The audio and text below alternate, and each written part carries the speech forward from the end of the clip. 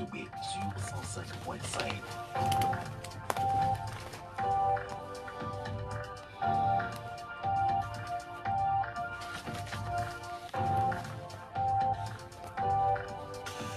Fonya Singbe, Agbeyome Kodjo, Jean-Pierre Fabre, Diri Tama, voilà quelques-uns de ceux qui font l'actualité nationale. À l'étranger, on peut ajouter Blaise Compaoré. Ce week-end est celui des premiers grands départs pour les vacances de l'Europe ou des Amériques. Plusieurs de nos compatriotes ont commencé par allier Lomé. Chacun espère y passer de très bons moments. Mais il y a cette question, ces vacances seront-elles juste des moments de réjouissance et de fête, puisque depuis quelques jours, la nouvelle progression de la Covid sur le vieux continent fait tache d'huile au Togo où les contaminations ont repris timidement leur marche en avant. La Covid refait parler d'elle, y compris autour de la saison des fêtes traditionnelles. Les premières célébrations de ces fêtes ont commencé depuis ce samedi en pays Kabylie. Là-bas, les luttes et Vala livrent leurs premiers résultats. Les combattants se donnent à cœur joie après 2 ans de silence dans les cantons et dans les communes. Si c'est la fête dans les communes de la Cosa, ailleurs, ce sont des interrogations, notamment dans le Golfe 4 et au-delà. C'est publiquement que le maire Jean-Pierre Fabre a dit récemment sa colère, morceau choisi. Ce qui se fait au Togo comme décentralisation est une blague. Si on veut s'amuser à nous rendre complices d'une décentralisation frelatée, je ne participerai pas à ça. Dans le contexte de la décentralisation, le PAM est une entité illégale. Fin de citation. Comment comprendre une telle colère? Est-elle justifiée ou participe-t-elle juste à la politique politicienne? Aux critiques du maire s'invitent des réponses du pouvoir. Jeudi, le président Fonya Singbe a signé 2 décrets. L'un précise que l'adressage des voies et places est une compétence partagée entre l'État et les collectivités territoriales. L'autre porte sur les modalités de destitution d'un maire ou de président du conseil régional. Le processus de décentralisation au Togo vient-il de connaître une nouvelle avancée ou est-il juste placé sous une épée de Damoclès suspendue sur sa tête? Dans plusieurs communes du pays, maires et conseillers municipaux, ministère de l'administration territoriale et structures déconcentrées ne sont pas toujours du côté de la loi. Il la viole comme parfois une femme. Cette semaine, c'est du viol d'une des filles de l'ancien Premier ministre Agbeyome Kodjo qui est mis sur la place publique. Les faits se seraient produits le dimanche 26 juin dernier. Qui pourrait se cacher derrière ce qui serait une atteinte aux droits de l'homme, ou mieux, aux droits de la femme? Depuis quelques années, ces droits ont évolué au point de consacrer plusieurs compétitions sportives aux femmes. C'est le temps de l'Euro féminine en Angleterre. C'est aussi le temps de la CAN des dames au Maroc. Cette semaine, les éperviers ont résisté aux lions indomptables. Continuons à croire en elles, écrira le président du Net. Mais elles n'iront pas plus loin. Comme un athlète, Diri Tama n'a pas hésité à suspendre 2 de ses cadres. La politique, c'est aussi le retour au pays de Blaise Compaoré. Mesdames, Messieurs, bonjour et bienvenue au D12. C'est l'adjointe au maire de Golfe 4, Maître Isabelle Meganvi, également vice-présidente de l'ANC, qui est notre invitée du jour. La tradition du D12 dans 45 minutes au 96 50 34 37 et puis 70 43 09 70. La mise en onde de l'émission est assurée par Bouga Koudouyor. Maître, bonjour. Bonjour, monsieur Atiobé. C'est la première fois que vous venez au D12. C'est vrai, c'est la première fois que je viens à Radio Pyramide. C'est bizarre, ça m'a fait tout drôle parce que j'ai pour l'habitude de faire le tour de toutes les stations de radio et autres. Mais c'est vrai, c'est la première fois. C'est mon baptême de feu au D12. J'espère qu'il y aura une prochaine fois. Surtout plusieurs prochaines fois. Ben je compte sur vous. Vous voyez, quand vous m'invitez, je suis toujours présente. Ok, on vous invitera de plus en plus.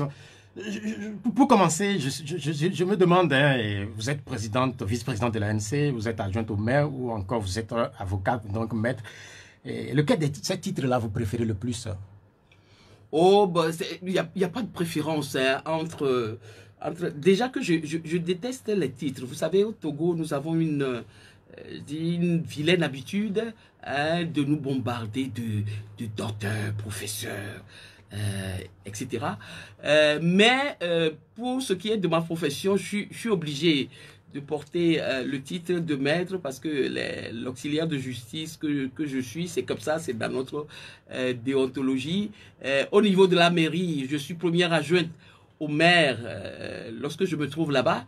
Et puis à l'ANC, je suis vice-présidente, deuxième vice-présidente de l'ANC, lorsque je me trouve également à l'ANC. Est-ce que c'est pas lourd tout ça à porter? Oui, c'est lourd, mais bon, j'ai choisi J'ai choisi de le faire et c'est vrai, c'est difficile de porter toutes ces casquettes, mais c'est un choix de vie et je l'amène autant que faire se peut avec les forces et la volonté dont je dispose.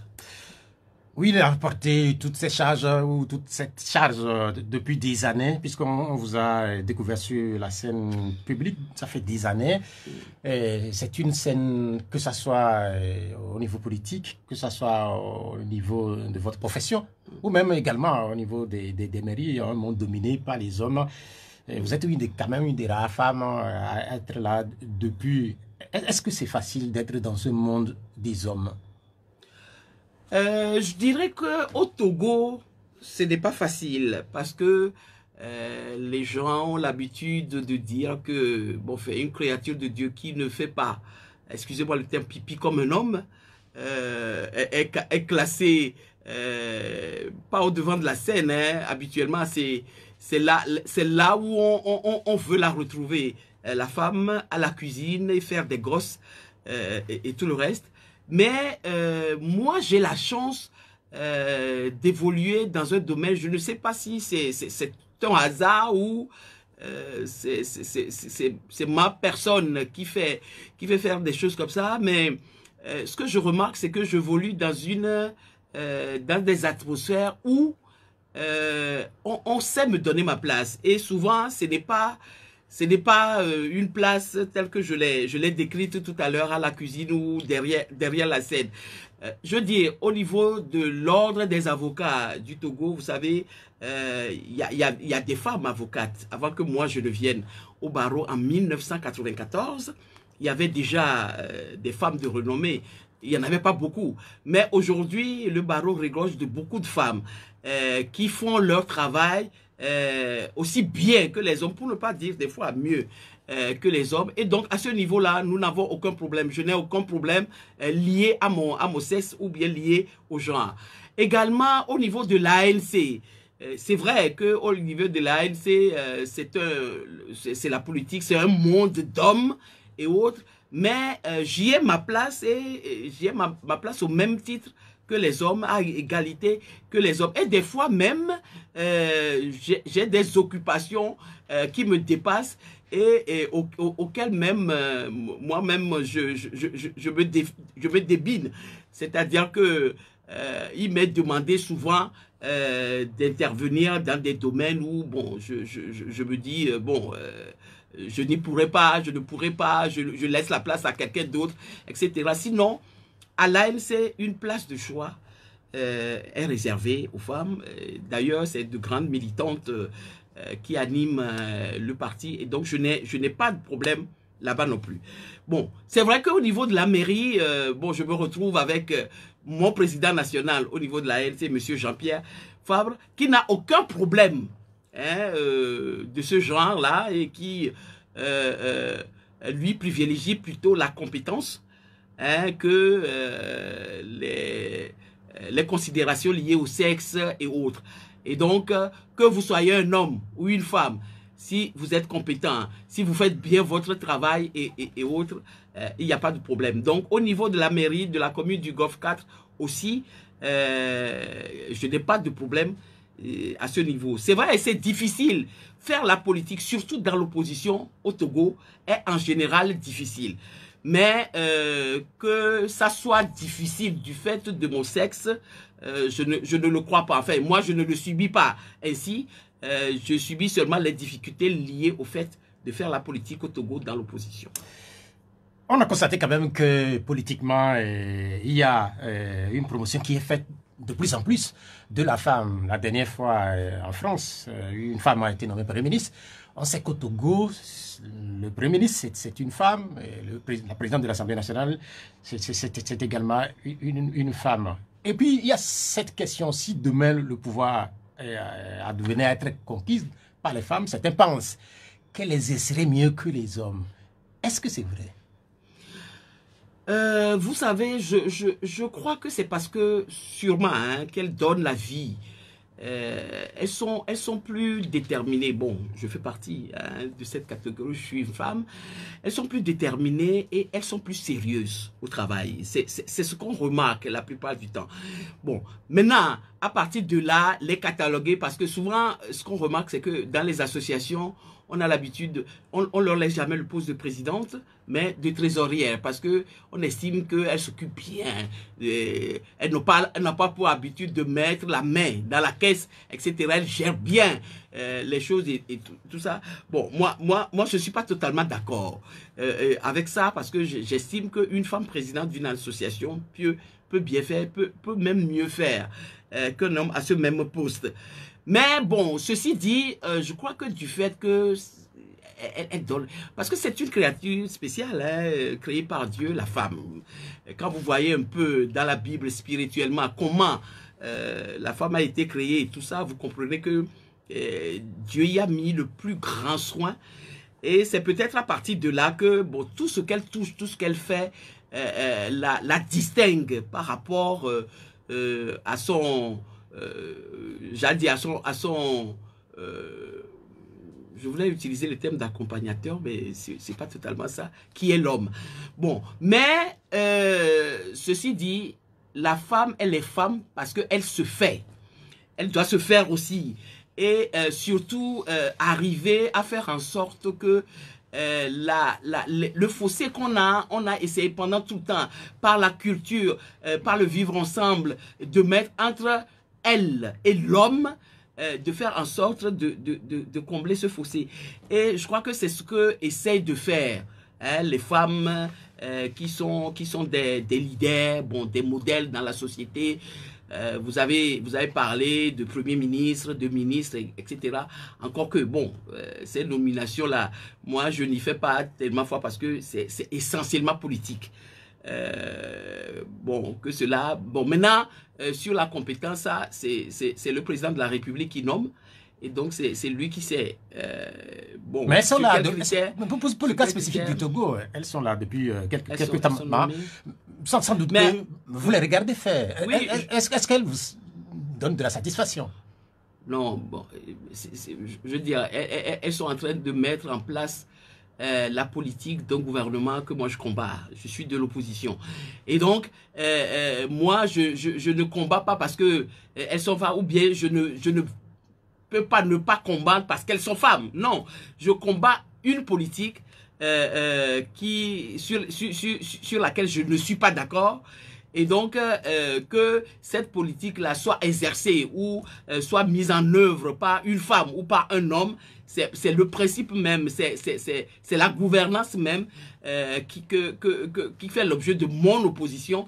Et donc, à partir de là, bon, que ça soit par une femme ou par un homme, peu importe. Vous ne trouvez pas de circonstances atténuantes?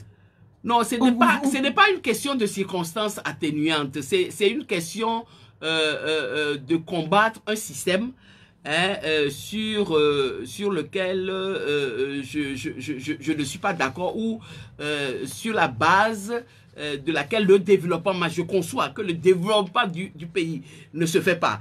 Et donc que ce système-là soit exercé par une femme. Et ça, je vous ai dit tout à l'heure que nous, ce n'est pas tellement à l'ANC, ce n'est pas tellement au sexe que nous pensons ou au genre, mais plutôt à la compétence ou à la manière de faire en sorte que le changement intervienne, que la démocratie pour laquelle nous tous nous battons arrive et que ça soit transcrit dans la vie de tous les jours de tous les Togolais. Nous allons continuer par parler de femmes et nous allons avoir votre position brièvement sur trois faits qui touchent les femmes. D'abord, la présence des femmes du Togo à la Coupe d'Afrique des Nations de football. Cette présence s'est arrêtée ce samedi avec la défaite devant l'équipe de la Zambie. L'équipe du Togo, composée de très jeunes filles, a résisté cette semaine à l'équipe du Cameroun. Ça a soulevé beaucoup d'enthousiasme dans le pays. Un mot de cette présence du Togo à une compétition majeure sur le continent africain? Une présence qui a donné encore de faux espoirs aux Togolais. Exactement comme bon, cela s'est passé avec les hommes, les éperviers tout dernièrement et autres. Pour les femmes aussi, d'abord, lorsque vous êtes femme, vous êtes fière déjà que le Togo ait pu aller jusque-là dans le domaine du football au féminin. Mais l'espoir a été de très courte durée. Et ça m'amène à affirmer qu'il faut repenser tout ça, il faut repenser le sport au niveau du Togo pour que l'espoir que les Togolais, et on a l'air de croire que c'est sur ça que nous entendons, tous les Togolais s'entendent sur le football et autres, il y a pas de divergence entre les Togolais, bon les Togolais, qu'on soit femmes ou hommes, bon, semblent aimer le football, et si c'est ça qui peut donner de l'espoir, il faut le repenser et faire en sorte que ça ne soit pas toujours des faux espoirs, que ça soit les éperviers masculins ou féminins, pour que bon, le nom du Togo revienne, quoi. Comme cela l'a été il y a quelques années avec Cheyi Adebayor et autres qui ont porté très haut le flambeau du Togo. Le deuxième sujet impliquant les femmes, ce sont des femmes commerçantes qui ont récemment trouvé la mort dans un accident à Bako. Certaines des victimes ont commencé par être inhumées. Ce samedi, il y a certaines de ces victimes qui ont été inhumées, notamment dans la préfecture de Vaud. Une réaction? Consternation, parce que vous avez parlé de la femme, et la femme togolaise principalement, battante, qui lutte sur tous les plans pour faire vivre sa famille, vivre son ménage. Elle est tout le temps sur les routes, elle est partout en train de se battre au quotidien pour sa survie et autres et tout ça. Et ça amène aussi à s'interroger sur la sécurité routière, parce que il y a pas eu que cet accident.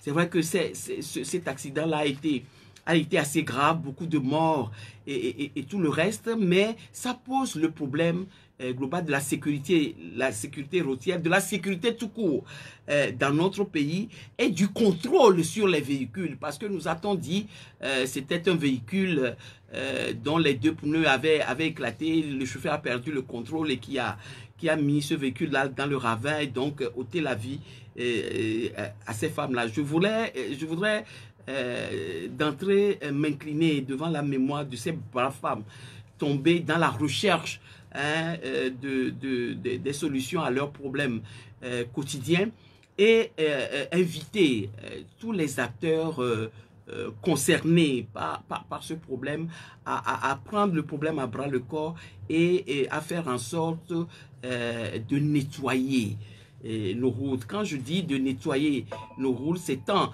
sur le problème de comment dire, de l'entretien des routes, que sur le problème de la surveillance des véhicules mis en circulation qui doivent répondre aux normes de sécurité et qui ne doivent pas permanemment mettre en danger la vie de nos populations. Et puis le troisième sujet concerne cette allégation concernant une affaire de viol perpétrée sur une des filles de l'ancien Premier ministre Agbeyo Mekodjo. C'est lui-même qui l'a révélé cette semaine. La fille et son mari avaient été entre-temps cambriolés. Une réaction? Je l'ai appris, mais j'avoue que jusqu'à présent, j'ai de la peine à croire que une aberration pareille puisse se passer dans notre pays. Je n'ai pas pour habitude d'intervenir sur un sujet que je ne maîtrise pas encore. Je n'ai pas les éléments pour savoir véritablement si ça avait été passé, mais lorsque on parle de viol, bon, tout à l'heure vous avez dans votre introduction, mais je dis que c'est dans le code pénal, et ça c'est pas des formations professionnelles, c'est un crime. Ce n'est ni une contravention ni un délit, c'est un crime. Ça veut dire que c'est d'une gravité extrême dans l'échelle des infractions.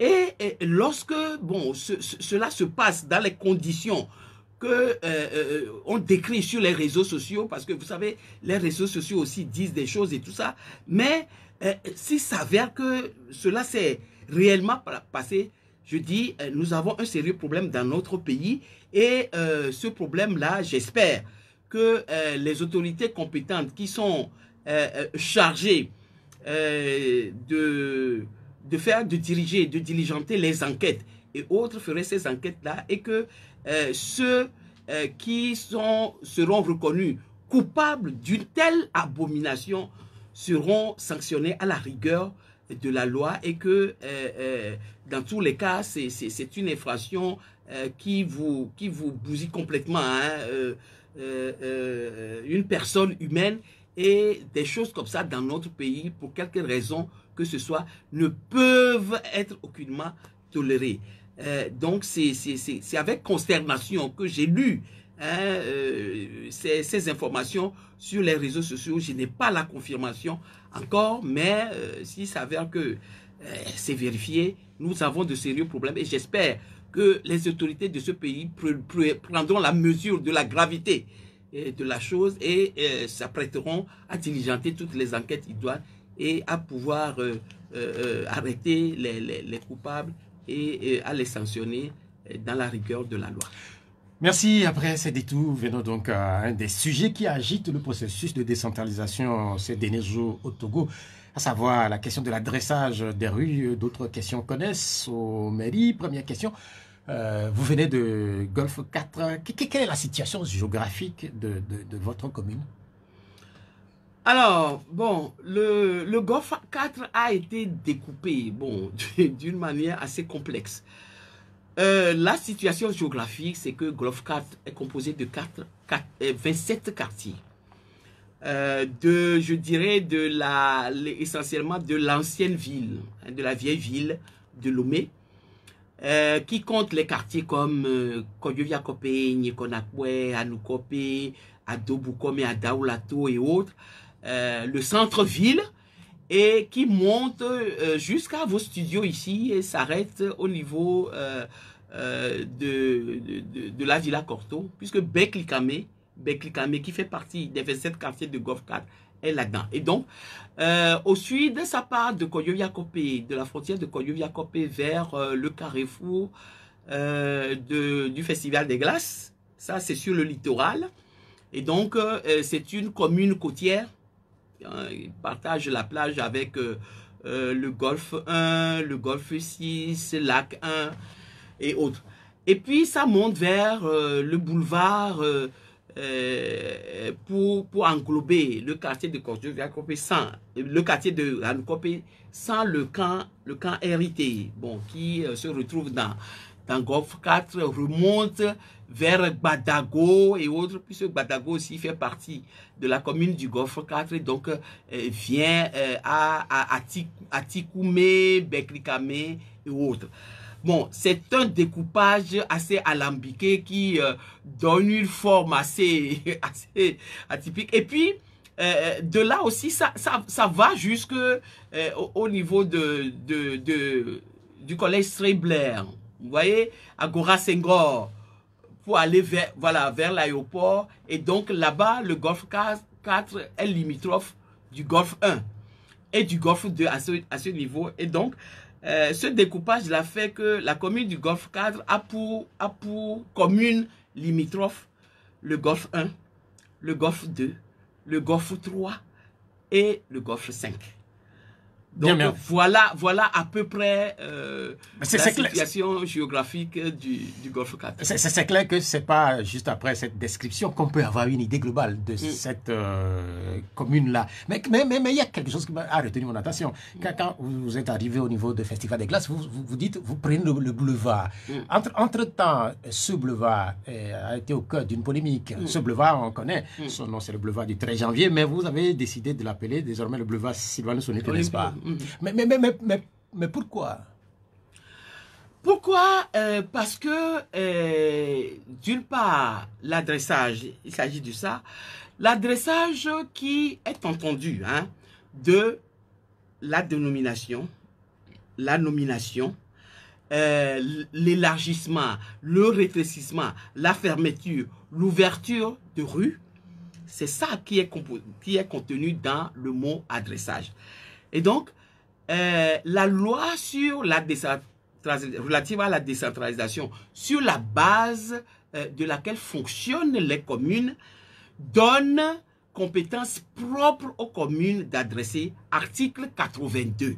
Et donc, c'est sur la base et l'application de cet article-là que la commune du Golfe 4 a décidé d'adresser les voies de son territoire communal. Et je rappelle que cet adressage-là avait commencé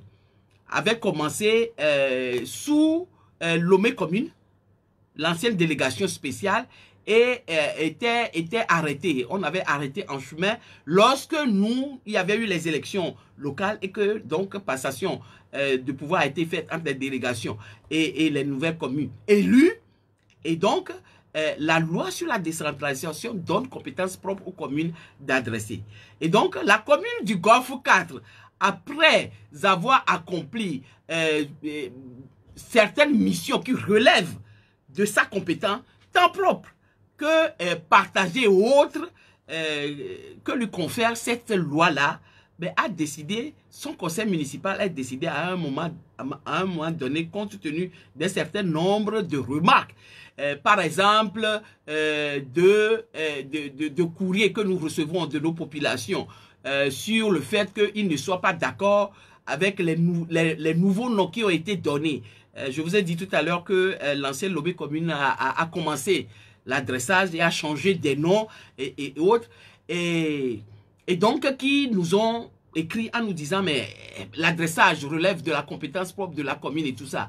Bon, nous, on a une rue qui s'appelle par exemple la rue Cuclu, qui s'appelait avant par un autre nom qui avait de la signification pour nous, mais entre-temps, pour des raisons que nous ignorons, on a changé ce nom. Par exemple, il y a une rue qui s'appelle rue Jacob Adjalé. Parce que vous n'êtes pas sans ignorer que le territoire de Lomé appartient essentiellement aux gens de Béouz, Aplaou et autres, et que leur aïeul, c'est le aïeul qui s'appelle Jacob Adjalé. Et donc, cette rue-là passe dans le quartier de Nironakwe. Et les terres qui sont là-bas appartiennent d'origine à cette collectivité-là. Et donc, cette rue s'appelait rue Jacob Adjalé. Entre-temps, on l'a changé en rue Bassar. Donc, les populations se posent la question de savoir, mais pourquoi rue Bassar? Est-ce que, bon, il y a un Bassar qui a habité cette rue-là? Est-ce que, bon, à supposer même qu'un Bassar ait habité cette rue, est-ce que, bon, il faut lui donner le nom de rue Bassar en lieu et place des fondateurs, en lieu et place du propriétaire originel qui est Jacob Adjalé? Bon, les gens se sont posé cette question. Maintenant, en ce qui concerne le boulevard sur lequel vous posez la question, ce boulevard-là a gardé sa dénomination de boulevard du 13 janvier. Or, vous savez qu'il y a eu un processus de réconciliation, la CVJR et autres, où on avait décidé tous ensemble de ne plus ressusciter ou bien de ne plus continuer à honorer les dates et les faits qui fâchent. Et les faits qui ont contribué à diviser drastiquement les Togolais. Et donc, parmi ces faits-là, il y a le 13 janvier qui est la date de l'assassinat du premier président togolais démocratiquement élu qui est M. Sylvanus Olympio, qui s'est battu pour avoir l'indépendance du pays. Et donc, c'est ce jour-là que le président Sylvanus Olympio a été assassiné. Pendant longtemps, cette date a été célébrée et on l'appelait d'ailleurs date de la libération du Togo, l'assassinat du premier président du Togo et autres. Et donc, la CVJ a trouvé qu'il n'était plus normal de célébrer une telle date. Parce que vous vous rappelez, à l'époque, le 13 janvier, c'était des défilés grandioses qui se passaient. Et de telle manière que même la date du 27 avril, qui est la date de l'indépendance du Togo, n'était même plus célébrée. C'était le 13 janvier qui était célébré à la place et autres. Et donc, avec la CVJ, on a décidé de cesser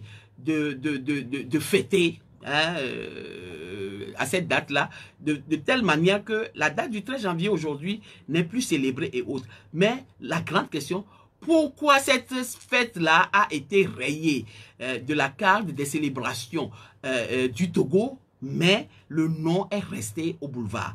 Et donc, nous sommes dit au niveau du Golf 4 que il faut faire un retour à celui dont on a célébré l'assassinat pendant des années et tout ça, et redonner, donc débaptiser ce boulevard-là et lui donner le nom de Sylvanus Olympio. Ça, c'est la première raison.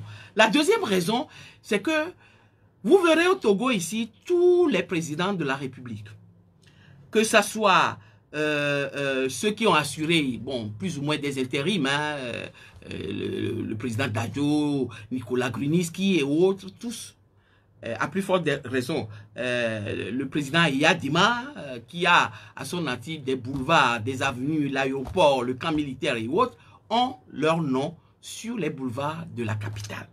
Seul Sylvanus Olympio n'a pas de nom inscrit sur un boulevard, ce que nous estimons être une injustice qu'il faut réparer en redonnant à l'histoire sa vraie vérité.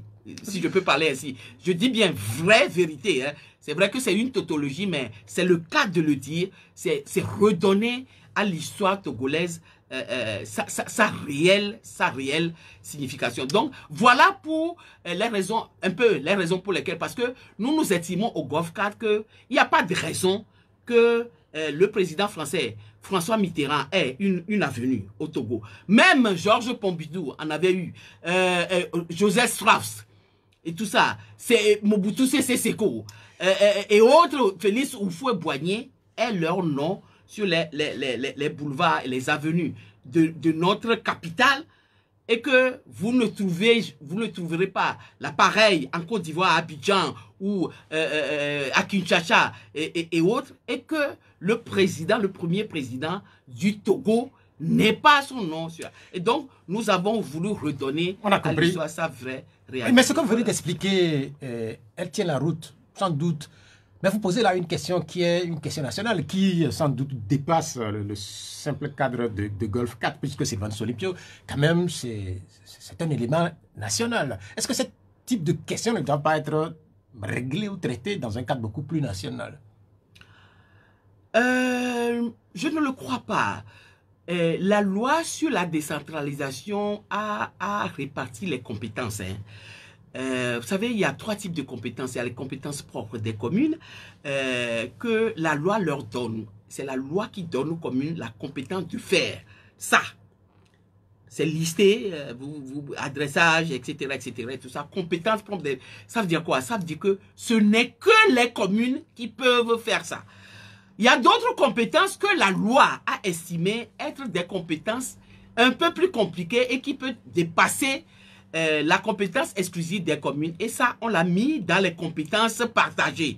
Et donc, on va dire, sur ces compétences-là, vous, communes, vous ne pouvez pas les accomplir toutes seules. Vous les ferez, vous les accomplirez avec le gouvernement, avec les ministères, ainsi de suite. Par exemple, quand on parle la santé, ça, les compétences données aux communes qui relèvent de la santé. Par exemple, la gestion de ce que nous appelons les centres médico-sociaux. Parce que les hôpitaux, on a estimé que ça dépasse les communes, c'est pas de la compétence des communes. Donc, les centres médico-sociaux, c'est des compétences et en compétences partagées que les communes le font avec le ministère de la Santé. Il en est également des écoles maternelles et primaires qui sont de la compétence partagée entre les communes et le gouvernement, donc le ministère de l'enseignement et autres. Et donc, le législateur a estimé que, par exemple, l'adressage des rues, c'est la compétence propre du commune. Parce que au Togo, on n'a pas inventé la roue. Hein. Ce n'est pas le législateur togolais qui a inventé la roue. C'est comme cela que ça se passe dans tous les pays qui ont choisi de décentraliser. Et donc, on donne à la commune le fait de s'organiser sur son territoire en adressant les rues, en leur donnant les noms, en les élargissant, en les rétrécissant, en les fermant, en les dénommant et autres. C'est de la compétence propre. Et donc, Ensuite, il y a ce qu'on appelle les compétences transférées. Ces compétences-là, en principe, sont de la compétence de l'État au niveau du pouvoir central, mais qui peut décider de les déléguer, de les transférer à une commune. Et donc, en les transférant, transfère également, je veux dire, les finances ou les fonds qu'il faut pour que cette commune-là puisse exercer ces compétences-là en lieu et place du pouvoir central. Voilà comment c'est organisé au niveau de la décentralisation. À partir du moment où une compétence relève de la compétence propre du commune, on n'a plus besoin d'aller demander l'autorisation de X ou Y pour le faire. C'est le conseil municipal qui décide de faire en sorte que ce qui est de la compétence propre de la commune se fasse. Mais vous voyez, c'est tout à fait normal. Par exemple, lorsque nous avons décidé au niveau du conseil communal du Golfe 4 de nous saisir de la question de l'assainissement, c'est le premier problème que nous avons réglé dès que nous sommes entrés en fonction, parce que nous estimons que les quartiers qui forment la commune de Golfe 4, que le problème de l'assainissement, de la salubrité est un problème d'important. Vous avez parlé tout à l'heure dans votre introduction des inondations, etc. et autres.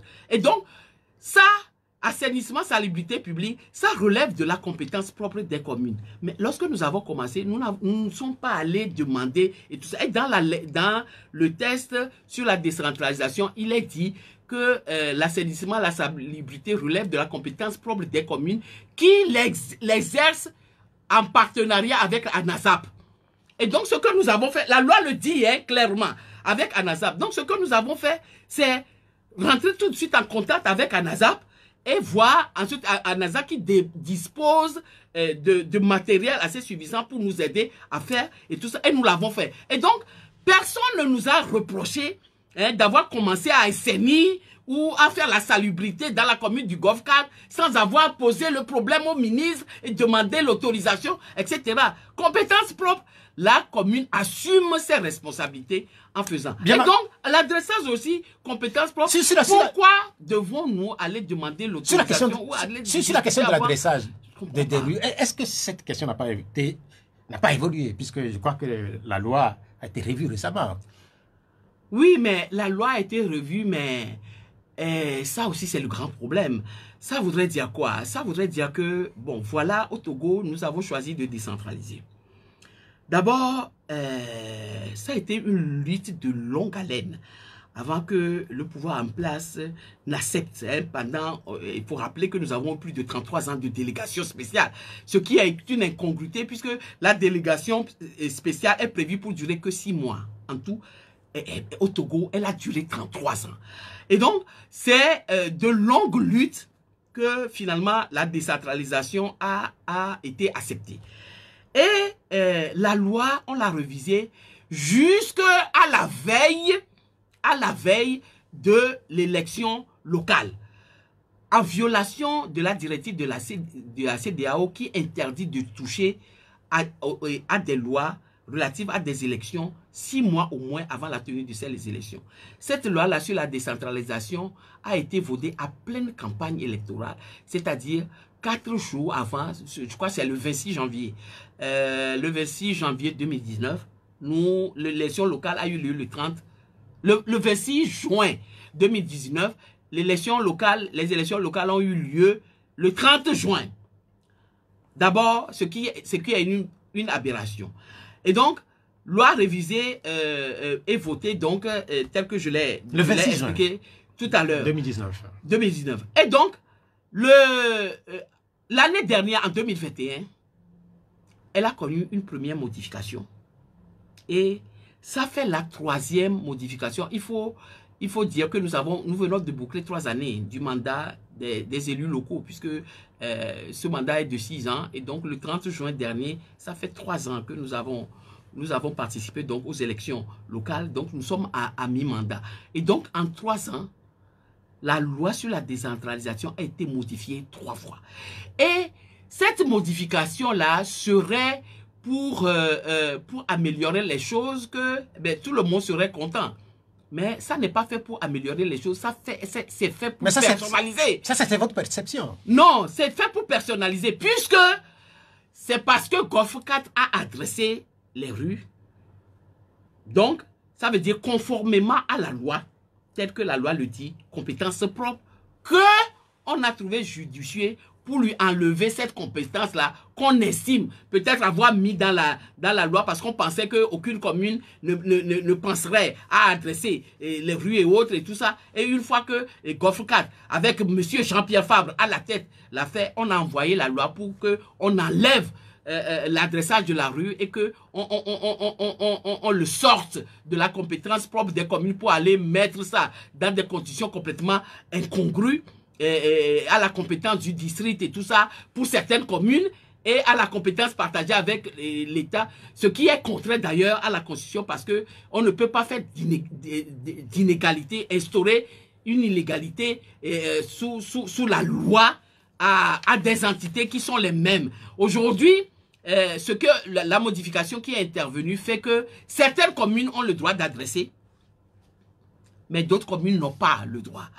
Et donc, les communes du district qui relèvent du district autonome du Grand Lomé, c'est-à-dire les 7 communes de la préfecture du Golfe et les 6 communes de la préfecture d'Aguenivé n'ont pas le droit. Et le texte le dit que l'adressage, aujourd'hui, l'adressage relève d'une compétence partagée et avec l'État, sauf pour les communes qui relèvent du district autonome du Grand Lomé. Voilà pourquoi je dis que cette loi-là, la modification est un scandale d'ailleurs qu'il faut dénoncer parce que ce n'est pas normal que pour punir ou pour empêcher une commune de travailler, on puisse déléguer ou bien une loi devant une assemblée nationale pour être modifiée de la sorte. Madame, vous êtes juriste et vous savez qu'on dit que la loi elle est due, mais c'est la loi. Parce que devant moi, quand je lis, parmi les compétences, là, en ce qui concerne l'adressage des voix, c'est en partage avec l'État. Qu'est-ce que vous allez faire désormais? Est-ce que cela ne met pas fin à l'initiative ou ces initiatives qui sont prises au niveau de Golf 4? Vous savez, nous, vous avez vu que l'adressage, c'est un sujet que nous avons étudié dès que nous sommes entrés en fonction. Hein. Je vous ai dit que tout à l'heure que nous venons de boucler 3 années. Nous n'avons pas fait encore que Sanko au Sénégal, lorsque il a été élu maire, le premier acte qu'il a posé, c'est d'adresser les rues. Et ça, personne n'a trouvé bizarre que le premier acte posé par lui, ça soit ça au Sénégal. Parce que là-bas, ben, je vais dire, c'est un pays normal où tout le monde comprend que adresser les rues d'une commune relève de la compétence propre d'une commune. Bon, il l'a fait. Nous ne l'avons pas fait. Parce que nous avons beaucoup, nous nous sommes interrogés ici, parce que nous venons d'arriver, l'adressage, il a fallu que même nous approprions même la notion et autres. Nous avons demandé des formations au niveau du conseil municipal. Les premières années, vous verrez dans les archives de la commune du Golfe 4 que ce n'est pas cette année hein, que nous avons commencé à parler de l'adressage. Nous avons eu des formations sur l'adressage, nous y avons réfléchi 3 années après. Avant de décider, et lorsque nous avons décidé de le faire, nous avons dans un premier temps refait 13 rues. Nous avons dénommé 13 rues. Et la suite, nous avons continué à faire la suite, à nous interroger. Bon, cette rue-là, quel le nom qu'il faut lui donner, quelle est l'explication, quelle est la justification, qu'est-ce qui nous paraît la décision la plus logique, la plus juste, etc. et tout ça. Et donc, nous avons pris une deuxième délibération qui a adressé 100 rues, plus les 13 que nous avons adressées en premier. Et donc, tout ça là, moi je vous le dis, nous l'avons fait conformément à la loi qui nous donne compétence pour se faire, et nous nous en tenons à là. Et si le gouvernement a trouvé opportun de déférer la loi à l'Assemblée nationale pour qu'on la modifie, ça veut dire que le gouvernement sait que nous avons accompli ces 2 adressages, tout le moins conformément à la loi, et que là-dessus, il ne peut rien nous reprocher parce que c'est la loi qui prévoit. Bon, maintenant, j'ai dit tout à l'heure que moi je trouve saugrenu hein, qu'on règle les problèmes de la République de cette manière-là. Surtout que si nous avons véritablement opté pour la décentralisation, nous ne pouvons pas retirer à chaque fois que un maire essaie d'accomplir conformément à la loi sa mission. Nous ne pouvons pas régler le problème en lui retirant la compétence, en faisant modifier la loi et en donnant la compétence qui relève de la commune à une institution qui est le district autonome du Grand Lomé, qui est une nébuleuse dont on ne sait même pas où ça commence et où ça finit. Bien, merci madame. Dans quelques instants, les auditeurs vont devoir vous poser des questions comme c'est de tradition ici, mais cette question avant, c'est de savoir quelle est l'urgence ou quelle est est-ce que ça fait partie des priorités? Puisque c'est cette question qu'on écoute un peu partout. Est-ce que ça fait partie des priorités? Vous savez, je dis horrifié par la manière de gérer les problèmes des Togolais depuis un moment. Voilà un maire qui accomplit sa mission conformément à la loi. La loi lui donne compétence propre pour adresser un conseil municipal qui fait son travail. Et puis voilà des gens qui sortent et qui disent « Ah oui, mais vous, l'adressage, quelle est la priorité en ce moment d'adresser les rues ?» Mais je peux comprendre, hein, je peux comprendre que ceux qui n'ont aucune raison valable pour dénoncer ou bien pour venir, pour remettre en cause ce que le conseil municipal de la commune du Golfe 4 a fait en application de la loi, puissent se poser des questions aussi tordues. Je peux comprendre. Mais que les Togolais s'approprient de cette question qui relève même de l'aberration pour en faire leur problème et la poser, c'est ça qui me dépasse et que je ne peux pas accepter. Quelle est la priorité? Où est-ce qu'on n'a jamais vu dans un pays l'oppresseur en train de déterminer pour l'opprimer ce qu'est sa priorité?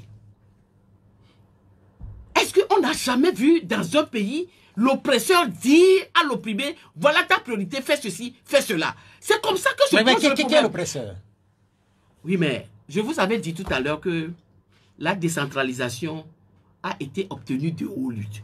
Ce n'est pas que le pouvoir en place a voulu décentraliser. Ça, je peux vous le dire. Oui, mais en fait, est-ce qu'on peut parler d'oppression à ce niveau-là? Oui, on peut parler d'oppression parce que si on enlève, par exemple, à la commune du Golfe 4 aujourd'hui, ou à toutes les communes, du fait que la commune du Golfe 4 a exercé sa compétence pour donner au district autonome, mais on peut parler d'oppression parce que ça veut dire quoi? Ça veut dire que quelque chose qui relève de la compétence d'une commune, on lui enlève pour aller donner ça à une institution qui a été nommée, à qui on peut donner toutes les directives, sachant que à la commune peut, se basant sur la loi, faire ce qui... C'est pour ça que je parle en termes de... C'est-à-dire que c'est le pouvoir en place qui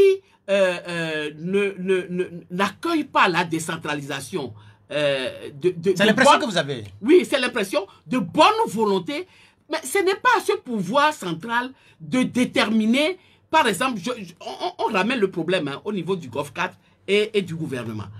Donc, le Golfe 4 qui décide d'adresser les rues en application de l'article 82 de la loi sur la décentralisation.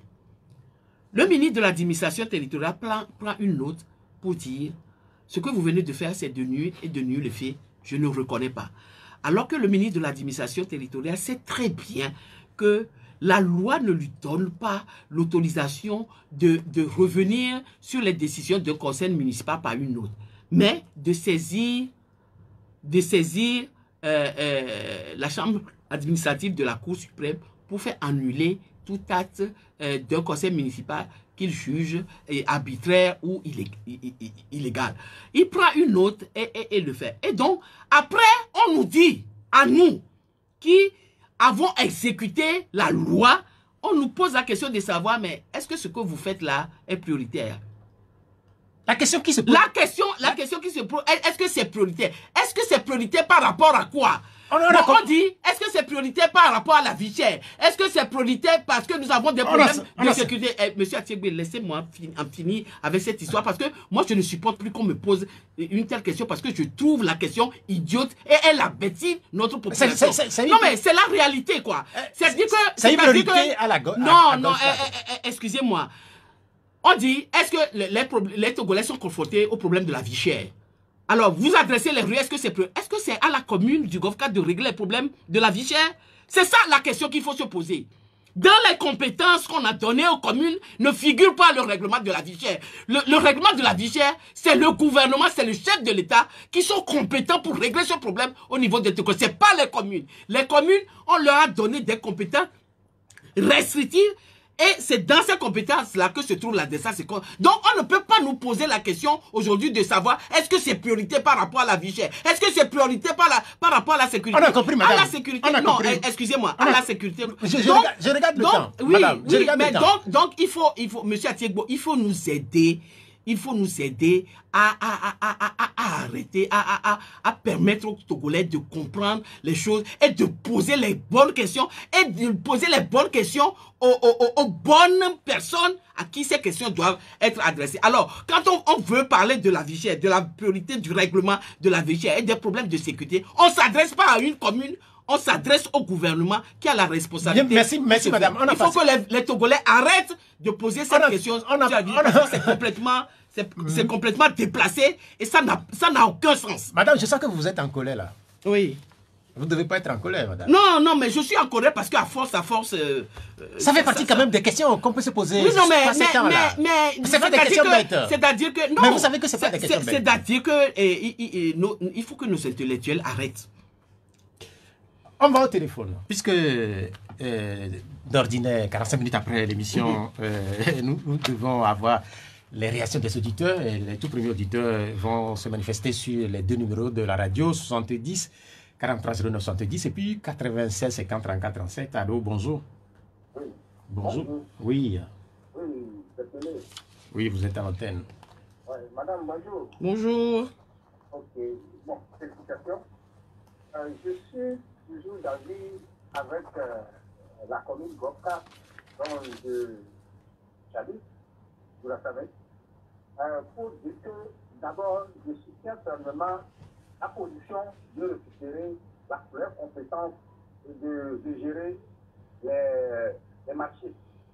Parce que c'est avec ça qu'on peut parler de la priorité d'abord.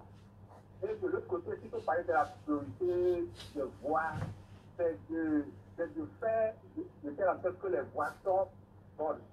Parce que si je donne un cas de Agia comme à Bobo comme là-bas, madame, vous-même vous savez, c'est parce que vous n'avez pas les moyens de faire ces travaux-là. On est totalement d'accord avec vous. C'est pour cela qu'on demande que la population va nous soutenir pour récupérer ce qui est de droit que les marchés. Maintenant, de l'autre côté, la préoccupation, de l'autre côté, concernant le dressage, lorsque vous voulez donner le nom de Sylvain Solution, dont le corps est de la frontière, c'est là qu'on parlera de la priorité de ramener les restes de Sylvain Solution d'abord, et on parlera du reste. Parce que le régime RPTI ne peut pas s'occuper de ce genre de choses, des indépendantistes, les noms de tout ça là. Il ne va pas vous accepter. Dernièrement, c'est parce que vous l'avez enlevé le nom de la grand-maman du président actuel, il ne va pas vous accepter. Et il faut faire de telle manière que mettre un peu de l'eau dans le pain pour donner le nom de maman Daïda, et il va vous accepter ça. Merci beaucoup, Pelé, pour votre intervention. Je ne sais pas si vous avez une réaction à faire après cette... Oui, bon, il a parlé de Aguiacom et Abobocom et autres, bon, en le disant, c'est le problème de l'EPAM. Je crois qu'il sait très bien que ça, c'est encore une incongruité et une entorse à la décentralisation, qu'il y a deux marchés qui relèvent de la compétence propre, gestion des marchés, de la commune du GOV4 qui ont été enlevés au GOV4 pour être donnés à l'EPAM, et que dans la gestion d'un de ces marchés, qui est le marché le grand marché d'Adaoulato, l'EPAM collecte des taxes, hein, toutes taxes confondues, hein, dans 8 quartiers sur les 27 que comporte la commune du Golfe 4. C'est-à-dire les quartiers de, comme on appelle, Agiakome, Abobokome, Anagokome, Zangaratime, Adaulato, Agbandaronou, etc. et autres, et Beniglato et autres. Et les PAM collectent là-bas. Sans que les PAM n'exécutent, qui n'est pas une collectivité locale, n'exécute aucune des charges liées à la collectivité. J'ai parlé de l'assainissement et de la salubrité tout à l'heure. Et donc, ce qu'il dit, c'est que les rues là-bas sont complètement défoncées. Les caniveaux remplis. Les PAM a eu le trocudance de débuter des travaux d'assainissement qui ne relèvent pas de sa compétence, les a laissés en plan, ce qui fait qu'aujourd'hui, ces quartiers-là sont dans des conditions d'insalubrité pas possibles. Bien évidemment, la question qu'il pose, c'est que si le fait de refaire, j'ai dit l'adressage, c'est de la compétence propre des communes. Si c'est que la commune du Golfe 4 collectait là-bas et mettait, et jusqu'à présent on le fait hein, dans tous les cas, l'assainissement, la salubrité, l'éclairage public, tout ça, dans ces quartiers-là, c'est la commune du Golfe 4 qui s'en occupe, pendant que c'est les PAM qui collectent les fonds et autres. Et donc, si on nous donne les moyens, ou bien on nous laisse prendre nos moyens nous-mêmes pour pouvoir faire la salubrité et tout ça, ce problème-là sera réglé. Maintenant, en ce qui concerne la priorité, ramener le code de civil, est-ce que c'est à la commune? Voilà pourquoi je me fâche tout à l'heure quand je criais un peu sur le fait que les gens ne posent pas la bonne question. Il dit, la priorité c'est de ramener le code de Sylvanus Olympio avant de... Est-ce que c'est de la compétence de la commune du Golfe 4 de ramener le code de Sylvanus Olympio? C'est ça la question. Est-ce que c'est de la compétence de la commune du Golfe 4 de ramener les restes de Sylvanus Olympio au pays? Par contre, c'est de la compétence de la commune du Golfe 4 de donner le nom Sylvanus Olympio au boulevard. Voilà ce que... Parce que nous travaillons hein, en application de la loi. Noté, la loi ne nous donne pas compétence pour ramener le code de Sylvanus Olympio, mais elle nous donne compétence pour Oui, adresser. Bonjour. Oui, bonjour, vous êtes à l'antenne. Merci. Elle, non? Oui, c'est elle. Quel est votre nom, vous? C'est Jean Diagonet. Jean, allez-y. Je voudrais poser une question. Qu'est-ce que c'est pertinente à Madame Diagonet, à mon avis? Elle n'a qu'à se calmer pour me répondre. Je suis très calme, monsieur. Madame, s'il vous plaît, si je peux vous parler là-bas, c'est très bon. Mais, s'il faut que cela s'exécute, ce que vous dites, c'est très bien. C'est la non-alternance au Togo qui prouve tout cela. Et vous êtes à la base de la non-alternance. Je m'explique. Je ne sais pas comment vous faites vos accords CBT renouvelés, quoi là. L'UNI n'avait pas eu le nom de l'UNI, c'était NTT. Je crois que dans ce genre de réunion, l'UNI même a amené sur sa table à la fin du premier mandat de Paul en disant que bon, si vous voulez l'alternance, nous allons considérer de 2007 à 2010 comme nul. On va démarrer sur une nouvelle base, donc Paul va aller aux élections. De 2010 à 2015, ça fait 1, de 2, de 10 à 20. 15 à 20, ça va faire 2 mandats, puis c'est fini, il va plus se présenter. En ce temps, vous étiez, je m'explique encore, vous étiez, Fabre était le chef de file de l'opposition. Il a claqué la porte. Et à son âme, fait à Boïbo. Il a dit, mon enfant, venez. Tout ce que nous avons fait, ça fait des années là. Prenez 10 ans pour réaliser ce que nous demandons. C'est bon, on n'a qu'à signer ça. Vous avez claqué la porte. Si aujourd'hui nous sommes là, la tenante ne vient pas, vous êtes à la base. Répondez mon question. C'est une question ou c'est une affirmation? C'est pas une question, monsieur. Vous avez affirmé que nous sommes à la base de la non-alternance dans ce pays parce que nous avons claqué la porte. Encore que, je ne sais pas si vous étiez là quand nous avons claqué la porte. Nous n'avons pas du tout claqué la porte. Nous étions à l'Assemblée nationale et si je me mets à vous raconter les péripéties, vous parlez des réformes là. La péripétie des réformes, lorsque ça s'est passé, ce n'est pas comme vous le dites là, que ça s'est passé parce qu'il y a une loi que le gouvernement a amenée à l'Assemblée nationale. Nous, de l'opposition, nous l'avons voté. Le gouvernement, les députés de la majorité à l'époque à l'Assemblée nationale avaient voté contre. Je ne sais pas si vous vous rappelez de ça. Ça, vous n'en parlez pas. Vous dites qu'on a claqué la porte et tout ça. Mais non. On n'a pas claqué la porte. Nous avons déposé aussi proposition de loi de révision constitutionnels sur la base desquels des discussions ont eu lieu, ça a été mis en sourdine, on est revenu là-dessus, on a refait. Entre-temps, c'est vrai que l'opposition qui s'est mise ensemble pour déposer la proposition de loi, il y a certaines parties de l'opposition, dont le cas, qui sont revenus pour dire, bon, c'est vrai, vous voulez, tout ça, nous vous l'accordons, etc. Est-ce que à l'époque, à l'Assemblée nationale, cette proposition a faite par le cas, je me rappelle, si mes souvenirs sont bons, c'est fait par le cas et a dit. Est-ce que cette proposition a été acceptée par les députés de UNIT qui étaient à l'Assemblée nationale? Alors, pourquoi vous nous mettez la non-alternance sur la tête? Ce n'est pas nous qui fraudons les élections pour se maintenir au pouvoir. Ça fait 60 ans que ça dure et tout le reste. Nous ne sommes intervenus à l'Assemblée nationale en ce qui concerne les réformes parce que nous avions, lorsque nous avons donné notre voix au peuple pour qu'on nous élise à l'Assemblée nationale, nous avons dit que nous voulons faire les réformes. Les réformes telles que le peuple togolais les voulait, c'est ce que nous avons fait à l'Assemblée nationale. Donc, nos électeurs et nos populations qui nous ont donné mandat pour les représenter là-bas, c'est ce que nous avons fait. Et donc, aujourd'hui, si vous nous donnez vous nous mettez la responsabilité de la non-alternance sur vous dites non, on a compris, madame. Moi, Allô, bonjour. Je ne suis pas d'avis. Oui, vous êtes à l'antenne. Monsieur Avogadro. Vous êtes franc? Oui. Là, j'ai deux questions à poser au maître Labella. D'abord, il y a toujours circulaire sur les réseaux sociaux concernant la violation de Dr Abdou Congola. Je ne sais pas si l'affirmation est vérifiée. D'abord, si cette affirmation-là est vraie, j'aimerais vous la poser la question en tant que leader du parti politique. Et en tant que femme, et puis quelqu'un qui connaît la loi, comment elle pense gérer cette situation-là?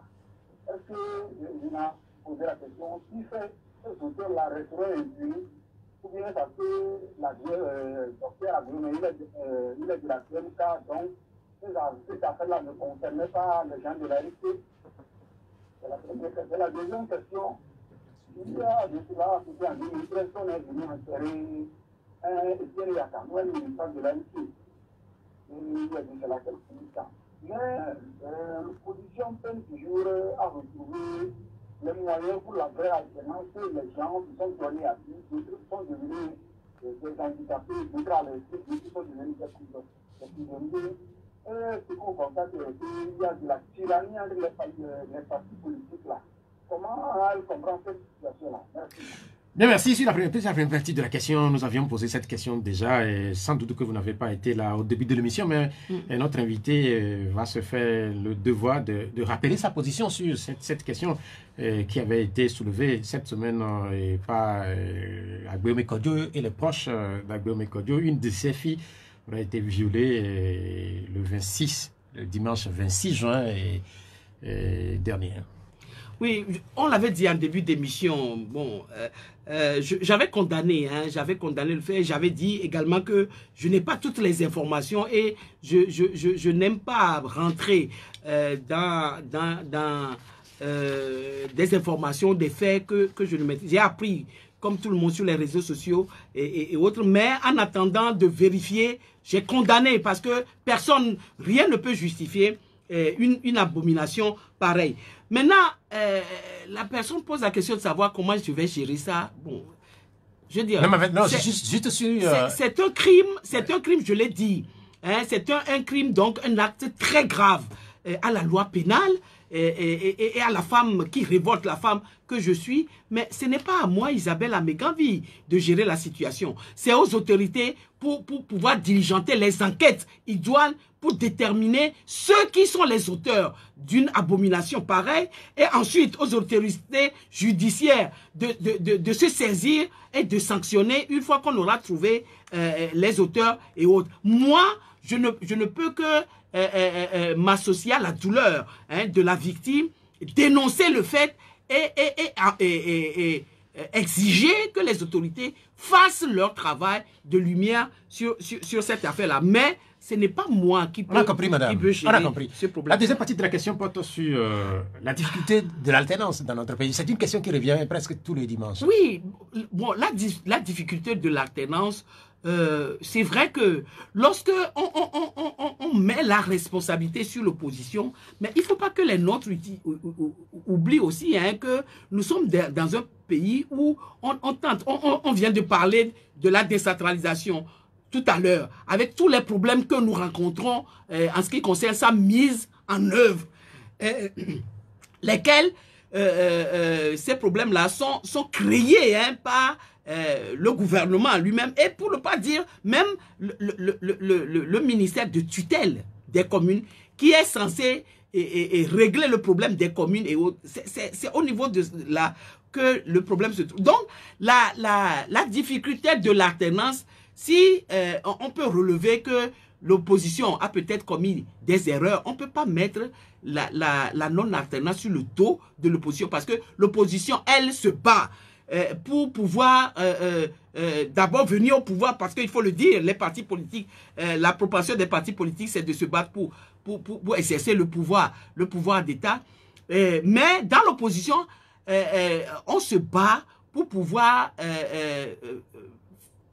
faire changer les choses au Togo, instaurer la démocratie et l'état de droit, parce qu'on estime que nous sommes en déficit démocratique et nous sommes en déficit en ce qui concerne l'état de droit. Et donc, nous menons une bataille contre un régime qui est réfractaire à accepter que la démocratie s'installe.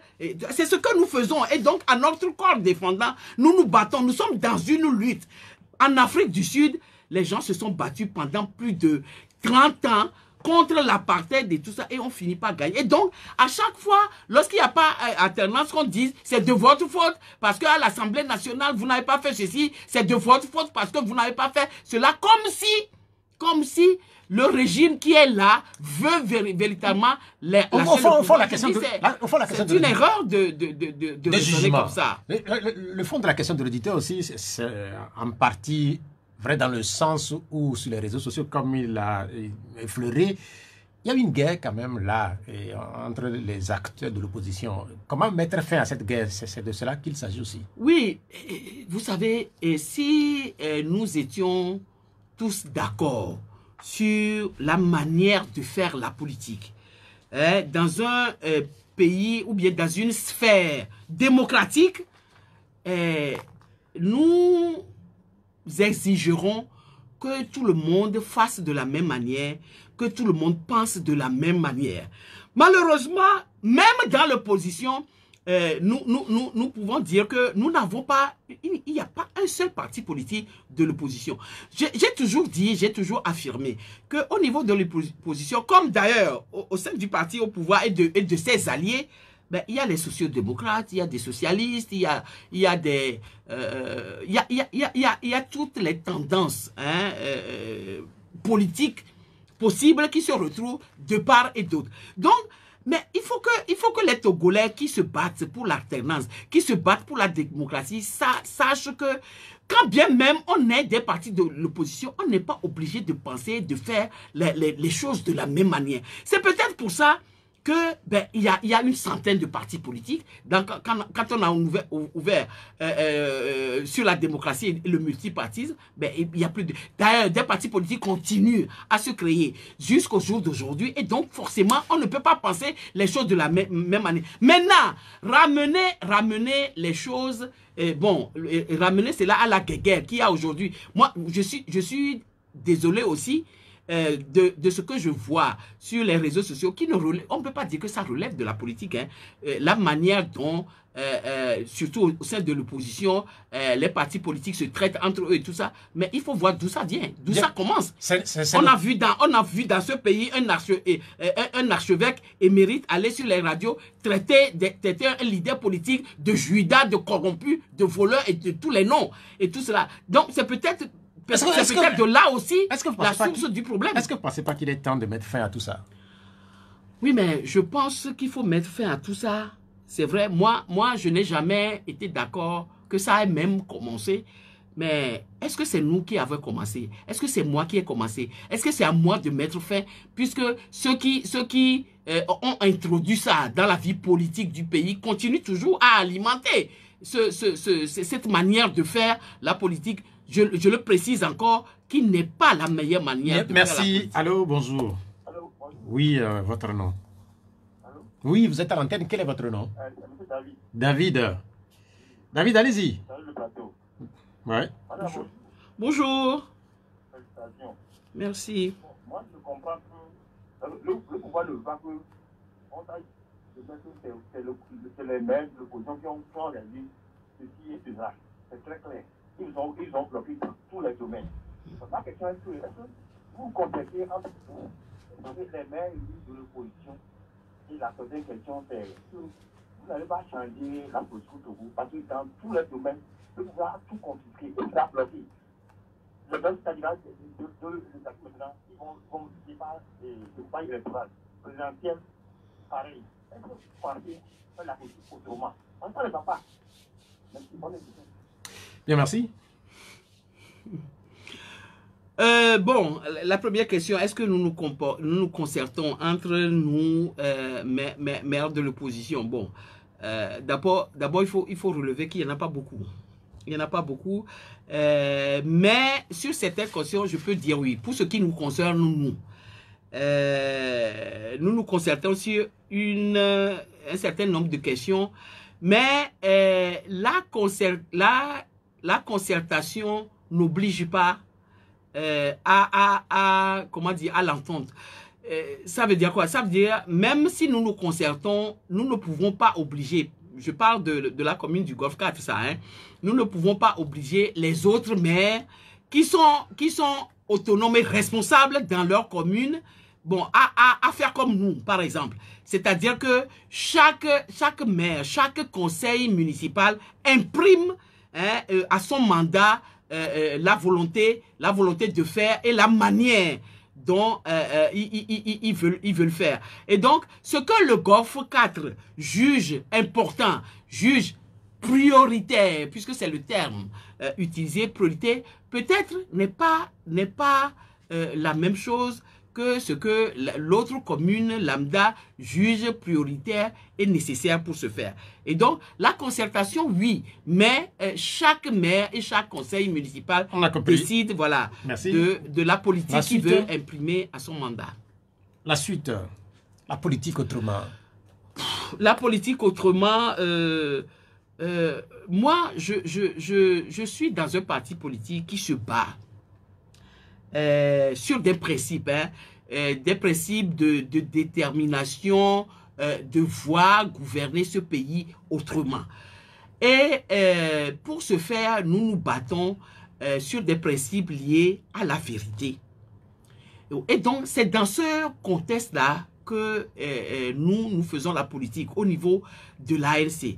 Et donc, à partir de ce moment-là, bon, les partis politiques qui se retrouvent dans ces principes-là, avec nous, nous cheminons ensemble. C'est vrai que l'ANC a été l'un des partis qui a participé à tous les regroupements de l'opposition, que ce soit le CST, la C14 et autres. Bon, nous avons toujours été de ces regroupements-là. Mais lorsque nous sommes dans ces regroupements et que les choses ne se passent pas comme nous l'aurons souhaité et que la plupart du temps, les choses ne se passent pas dans la vérité, dans la confiance et autres, et qu'en cours de route, vous finissez par perdre confiance et autres, vous ne pouvez pas être obligé d'évoluer dans un regroupement où la confiance, la sincérité et autres n'existent pas. Et donc, tous les Togolais qui ont vécu l'essai de l'opposition dans les regroupements et tout ça, je crois que tous les Togolais savent où est-ce que ça a failli, quelles sont les responsabilités des uns et des autres. Mais nous ne décourageons pas. nous ne nous décourageons pas. Nous estimons que, bon, quand il y a lieu de faire une unicité d'action contre combat qui est commun pour nous, nous le ferons, mais on ne peut pas nous obliger à nous unir en rond lorsque cette union-là n'est pas basée sur la sincérité, n'est pas basée sur les mêmes, la même vision des choses. Ça ne peut donner que les résultats. C'est noté. Revenons à la commune Golfe 4. On sait très bien que la question de l'adressage des rues, c'est une question qui fait l'actualité. On a noté les positions qui sont celles du préfet d'abord et puis après du ministre. On a vu les décrets qui ont été pris ces derniers jours. La question, c'est de savoir qu'est-ce qui va se passer après. Parce que là, vous avez rebaptisé un certain nombre de rues. Le préfet n'est pas d'accord, le ministre n'est pas d'accord, et puis aussi la loi a été revue. Qu'est-ce qui va se passer? Oui, mais ce qui va se passer, vous savez, je suis, quand je lis, bon, enfin, les opinions des uns et des autres sur les réseaux sociaux, je souris et je dis que pour le pouvoir en place, ce qui est bien pour lui, c'est que les Togolais ont tendance à avoir la mémoire courte. La plupart, c'est dans ce pays que nous avons, il n'y a pas longtemps, où on nous avait chanté, la loi n'est pas rétroactive, la loi ne vaut que pour l'avenir, elle n'a pas d'effet rétroactif. D'accord? On nous l'a chanté et j'ai vu celui qui a d'ailleurs, qui est le chantre de cette chanson-là, monter sur les réseaux sociaux la dernière fois pour dire que l'adressage de la rue, ce n'est pas de mettre une plaque sur une rue. C'est qui? Qui lui a dit... Qui lui a dit... Non, il se reconnaîtra. C'est un ministre qui lui a dit que au Golfe 4, nous avons pensé avant d'adresser que c'est seulement mettre une plaque sur les rues qui est l'adressage. Nous sommes loin, hein, très loin devant lui, parce que si lui pense que l'adressage pour nous, ça a été mettre une plaque sur nous, c'était ça. Et donc, le chantre de la loi n'a pas d'effet rétroactif, ben, moi, je lui renvoie les effets de la modification qu'on vient de faire au forceps au niveau de l'Assemblée nationale, plus les décrets et tout ça, pour rappeler que, voilà ce que je dis. Que pour vous, la loi n'est pas rétroactive. Si dans ce pays, la priorité du gouvernement, c'est de décentraliser en centralisant. La priorité du gouvernement, c'est d'enlever, c'est de prétendre donner aux communes la propension de pouvoir faire la décentralisation, développer les communes, mais en leur retirant à chaque fois, à chaque année, à chaque semaine, les prérogatives qui sont les leurs pour les donner à un district autonome. Si c'est ça qui est la priorité du gouvernement, nous, au Golfe 4, nous avons décidé que 3 années après notre mandat à mi-mandat, notre priorité, c'est d'adresser les rues. C'est ce que nous avons fait en conformité à la loi. Noté, et les effets de la délibération, des 2 délibérations municipales merci, allô. Allô? Bonjour. Bonjour, M. Perrault. Oui, quel est votre nom? Oui, c'est Aninefa. Aninefa. Oui. Vous nous appelez de quel golfe? Je crois que je suis à Avatam. Avatam, mais c'est quel golfe là-bas? Avatam, golfe, je crois. Ok, allez-y. Ok, je vais poser une question à Madame Isabelle. Oui. En 2016,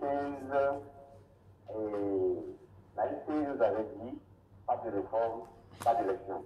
Après tout, ils ont participé aux élections et ils ont été partis. Et en 2020, après la proclamation des résultats et après la proclamation, ils avaient dit qu'ils ont reconnu qu'il y a 2 candidats qui sont en avance. Après le résultat, à 2 jours de résultat, il serait été proclamé. Et la RSA demandait à Guéné d'aller amener les prix. Mais je voudrais savoir, est-ce que l'AIC a amené à amener les prix aux élections? C'est vrai qu'en 2010, ils ont eu à gagner des élections. Mais est-ce qu'on les a demandé également les prix? Mais les deux qui les ont supportés, et à il a marché avec eux pendant 5 ans. Mais je voudrais savoir, est-ce que après l'élection, Madame Isabelle avait dit qu'il va combattre le cas au même titre que le parti de pouvoir pour les élections. C'est vrai que je veux savoir, est-ce que l'AFC fait partie du sociaux pour le parti de pouvoir? Parce qu'en tous les cas, il va participer si vous voulez dans une même équipe. C'est noté, cher ami. Cher ami, c'est noté. Agninefa, depuis Avata même, madame. Oui. Bon, d'abord, pas de réforme, pas d'élection. Bon, les gens racontent cela et tout ça, mais nous étions dans une situation bien déterminée en 2015. Hein, bon, moi, je voudrais dire que ceux qui affirment cela, bon, nous rapportent la preuve de comment est-ce que ça a été dit et dans quel contexte cela avait été dit. De toute façon, on est en train de parler de 2015. Nous avons, notre candidat avait participé à ces élections-là et autres. Et à 2015, s'il se rappelle, nous avions fait un mémorandum sur ces élections-là où nous avons apporté les preuves des fraudes que nous avons contestées. Ces élections-là, nous les avons contestées à l'époque et nous n'avons pas ce mémorandum-là qui a été rendu public, apporté les preuves des fraudes que nous avons eu dans les bureaux de vote où il y avait eu plus d'électeurs que d'inscrits, etc. et autres et tout ça. Bon, nous avons apporté les preuves à travers ce mémorandum-là. Ensuite, en 2020, on a dit que 2 candidats étaient en avance et tout ça. C'est vrai, c'est ce qu'on avait dit. Parce qu'au moment où on compilait, on avait vu par rapport à nos résultats, parce que nous compilions aussi par rapport à nos résultats, que c'était 2 candidats et pas nous qui étions en avance. Et donc, nous l'avons dit. Mais entre-temps, ce qu'il ne dit pas, c'est que nous avons dit dans le même communiqué, nous avons dit que nos appareils et autres avaient été piratés, que nous n'arrivons plus à faire la compilation et autres. Ensuite, après cela, nous avons saisi la Cour de justice de la CEDEAO en annulation de ces élections-là, que nous avons estimé être les plus corrompues, les plus frauduleuses que le Togo ait jamais connues. Et donc, nous avons estimé que ces élections étaient tellement frauduleuses qu'on ne pouvait même pas dire que c'était des élections pour dire qu'il y a eu un gagnant, il y a eu un perdant et autres. C'est pour ça que nous avons fait un recours devant la Cour de justice de la CEDEAO en annulation. Maintenant, si l'un des 2 candidats que nous avons reconnus être en tête, parce que nous n'étions plus être en tête, dit qu'il a gagné les élections, pendant que son représentant qui se trouve à la CENI valide un rapport disant que c'est son concurrent qui a gagné les élections, il y a problème. À partir de ce moment-là, si ce candidat-là, au lieu d'aller revendiquer sa victoire comme nous l'avons fait au moment où nous nous sommes présentés et nous avons estimé que nous avons été volés, nous l'avons fait. Si ce candidat-là veut que ça soit l'ANC qui vienne revendiquer sa victoire à ces lieux et places, mais il faut qu'il apporte la preuve à l'ANC de sa victoire, pendant que l'ANC, elle dit que l'élection a été tellement frauduleuse qu'on ne peut pas parler de vainqueur et de vaincu. Et donc voilà, Madame, c'est la question de ce thème que se pose le problème. C'est la question de 2020 qui revient chaque fois. Vous dites que c'est l'élection la plus frauduleuse sous les démocratiques, visiblement, madame. Oui, bien sûr. Oui, mais comment vous qualifiez cette élection par rapport aux élections de 2015, de 2010, au cours desquelles également votre candidat Jean-Pierre Fabre, par exemple, a dénoncé un certain nombre d'irrégularités. Pourquoi vous constatez que celle de 2020 est beaucoup plus frauduleuse? Est-ce que c'est parce qu'au final, est-ce que c'est parce qu'au final, votre candidat est arrivé en 3e position? Non, c'est parce que cette fois-ci, nous n'étions pas à la CENI. Les autres fois, nous avions été à la CENI. Et donc, en amont comme en aval, nous avons essayé et nous avons fermé beaucoup de robinets aux fraudes. Par notre action, nos dénonciations et autres. Cette fois-ci, nous n'avons pas été à la CENI. Et je dis, le candidat dont on parle, qui prétend aussi, et tout ça, avait, lui, son représentant là-bas. Il semble que ce représentant n'était pas au pays à cette époque. Ah oui, mais ça, si le représentant n'était pas au pays, c'est ni à moi, Isabelle Amegavi, ni à l'ANC qu'il fallait s'y prendre. Hein. Nous, nos représentants, lorsque nous étions à la CENI, il ne viendra à l'idée d'aucun de nos représentants à la CENI de voyager au moment où des élections avaient lieu ici. Et donc, les questions là, ces questions-là, on ne les pose pas, c'est toujours le même problème. On ne les pose pas aux bonnes personnes. Cette question, il aurait fallu poser cette question aux représentants du candidat en question qui était là à la CENI. Il aurait fallu poser cette question-là à ceux qui sont à même de répondre à cette question, pas à l'ANC qui avait été candidat aussi à la même élection. Donc, je peux dire que ce candidat et l'autre étaient même des concurrents à cette élection. C'est complètement... Il y a Madame Sanoté, puisque les personnes... Monsieur Atubé, laissez-moi terminer. Il y a qu'au Togo qu'il y a ces... Voilà des gens, deux candidats, plusieurs qui vont à des élections et tout ça. Et puis, l'un dit, reconnaît que, bon, lui, au premier tour, il n'est plus dans la masse et que deux candidats se sont dégagés et sont devant, mais que l'élection a été frauduleuse et autres. Maintenant, les deux candidats prétendent avoir gagné. Il y a un qui prenant j'allais dire en otage les institutions de la République, on le programme vainqueur, et puis il y a l'autre qui dit qu'il a gagné aussi. Et qui proclame 72% ou je ne sais pas quoi de pourcentage et autres. Mais qui vient demander à un concurrent perdant de venir réclamer sa victoire en ciel, lieu et place. Moi, il n'y a que Togo que je Madame, on a noté, puisque vous n'êtes pas la bonne personne. Madame, on va évoluer. Oui, j'ai compris, madame. J'ai compris. Il nous reste 4 minutes, madame. Je voudrais savoir comment est-ce que vous gérez la situation des inondations au niveau de la commune Golfe 4, si inondation il y a. Parce qu'il nous reste 4 minutes. C'est des questions importantes. Vous ne pouvez pas dire si inondation il y a. Je ne sais pas, peut-être qu'il y a une surprise là-bas. Oh non, vous savez que l'inondation n'est pas typique au Golfe 4. C'est l'inondation, je veux dire, c'est un problème national, disons comme ça, mais un problème spécial au Golfe 4 aussi, puisque nous sommes en flanc de colline et donc tous les eaux de ruissellement qui viennent de la colline et tout ça se déversent et tout ça, et le Golfe 4 est traversé donc par la lagune.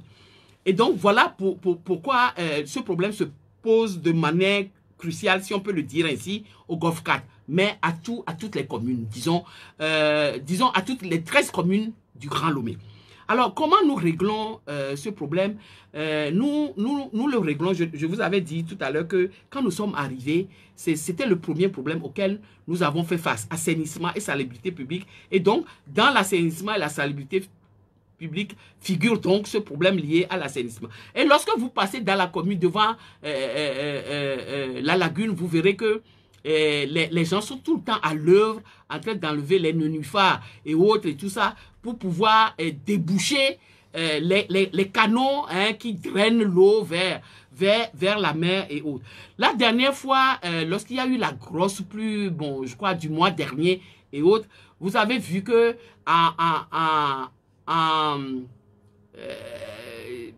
avec les maigres moyens dont nous disposions, parce que régler ce problème d'inondation, c'est très difficile, ça nécessite d'énormes moyens. Nous avons essayé de faire ce que nous avons pu en dotant la commune de 30 motopompes avec lesquelles que nous avons distribué dans tous les quartiers, avec lesquels nous avons parlé au plus pressé. Également, après le pompage des eaux des maisons et autres, nous avons distribué du chlore aux gens pour désinfecter.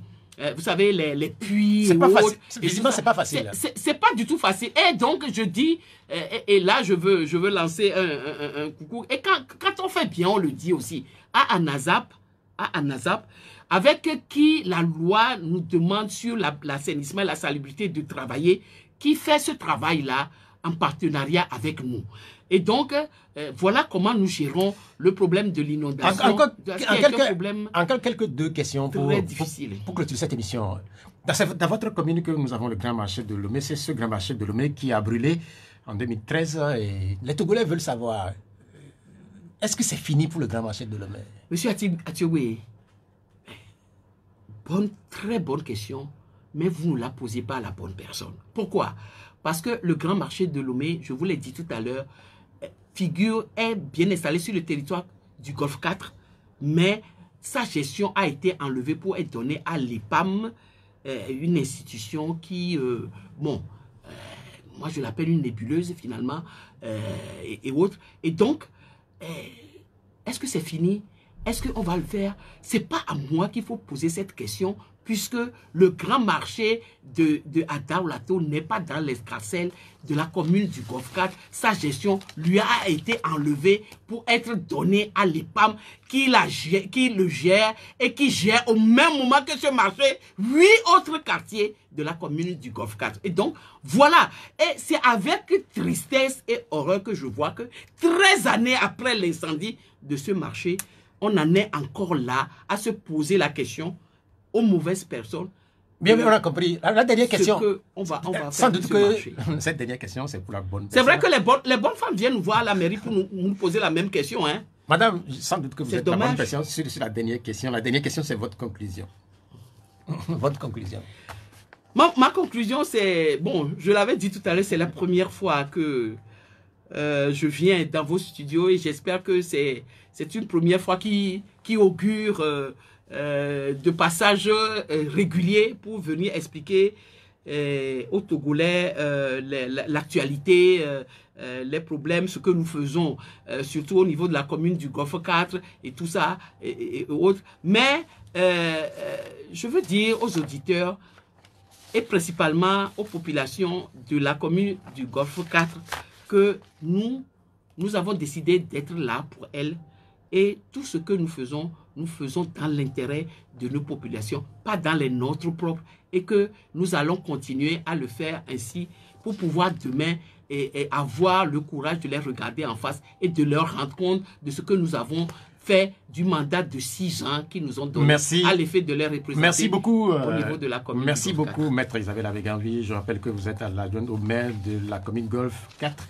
également vice-présidente de l'ANC et avocat au barreau du Togo. L'émission, elle s'achève, elle sera rediffusée tout à l'heure à partir de 19h. Merci à Vincent Selasboga Koudoyo pour la mise en œuvre technique. Moi, je suis Pierre Atioué. Prochain rendez-vous au D12 dimanche, 12h. Au revoir.